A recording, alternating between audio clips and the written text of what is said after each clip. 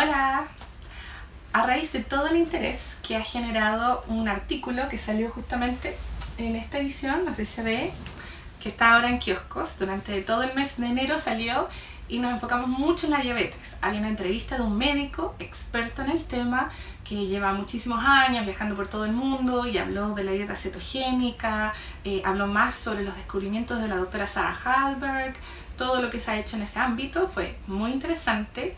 Pero incluimos también un testimonio, una experiencia de un paciente, un chileno, que logró eliminar su diagnóstico de diabetes con puros cambios de estilo de vida y un tratamiento natural.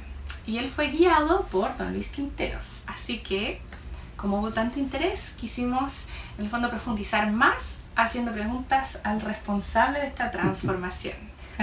Pasemos entonces a lo que vinimos, la gran pregunta. ¿Usted ha tenido más pacientes aparte de don Juan, cuyo testimonio se publicó en la edición anterior? Sí. La edición anterior. Entonces, aparte de él, ¿tienen más pacientes que han revertido su diabetes, liberándose de ese diagnóstico? Sí. ¿Cuántos más o menos? Mm, ¿Todos con temas hepáticos relacionados o era distinto? La mayoría. Yo eso quiero tocar ese tema bien específico.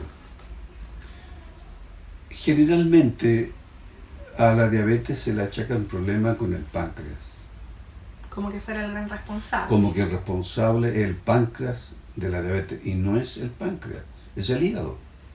Porque está muy relacionado metabólicamente. Hay dos fuentes que lo relacionan. Uno es el estrés. El estrés que activa las glándulas suprarrenales, donde está, es cierto, el cortisol. ¿Qué es lo que hace el cortisol en el fondo? Primero está la adrenalina, que pone en alerta. Claro, todos conocemos la adrenalina. Claro. Pero el cortisol es como el La pariente alerta. peor. Yo digo a los pacientes, imagínense cuando las cebras están pastando, ¿cierto? Están todas tranquilas con la cabecita agacha y comiendo su pastito, o los ñus. Y de pronto aparecen los leones. Y se ponen en alerta. Esa es la adrenalina, es la hormona de la alerta. Claro, que puede Pero ser al estar en beneficiosa. alerta, ahora necesita el cuerpo de la cebra tener el combustible suficiente para tener que pelear, luchar o arrancar o huir. Y ahí entra el cortisol. El cortisol activa el páncreas, que lo tenemos debajo de la costilla izquierda, ¿cierto? Con las células alfa que fabrican esa hormona que se llama glucagón, que va donde está el glucógeno del hígado almacenado, Libera esa energía. lo libera al torrente sanguíneo y entonces las células betas tienen que fabricar la insulina, porque sin insulina la glucosa no va a entrar en ninguna célula. Claro, como que es inútil El en la primer sangre. paso. Yo digo siempre, la insulina tiene tres trabajos, explicando de forma muy pragmática. Primero es hacer que la glucosa pueda entrar a la célula, nutrirla de la energía. Cuando los receptores de insulina de la célula ven que es mucha la cantidad de insulina y de glucosa en el torrente sanguíneo, estos receptores se cierran. Entonces, y se vuelven resistentes a la insulina. Entonces la insulina y la glucosa siguen de largo. A eso los médicos le llaman resistencia a la insulina. Entonces la insulina hace un segundo trabajo, que es convertir a la glucosa en grasa. Almacenarla. De ahí el tercer trabajo es almacenarla, es sacarla del torrente sanguíneo, ponerle los adipocitos, y ahí viene el hígado graso. Se empieza a llenar el hígado de grasa, ¿cierto? Y entonces ahí tenemos que hablar de la diabetes. Porque ¿qué es la diabetes? En todo este desarrollo que acabo de sintetizar. La diabetes es un exceso de glucosa. Claro, niveles de No azúcar es- en sangre altos. Claro. Si el páncreas tiene la capacidad, por así decirlo, de fabricar 1.000.000 de insulinas, ¿cierto? Y yo, con la glucosa que yo ingiero, necesito 5 millones de insulina, por más que el páncreas fabrique, no va a dar abasto a los 5 millones de insulina porque fabrica solamente 1.000.000. Y va a colapsar en cuanto a qué? A que no tiene la cantidad suficiente para hacer que la glucosa pueda entrar a la célula.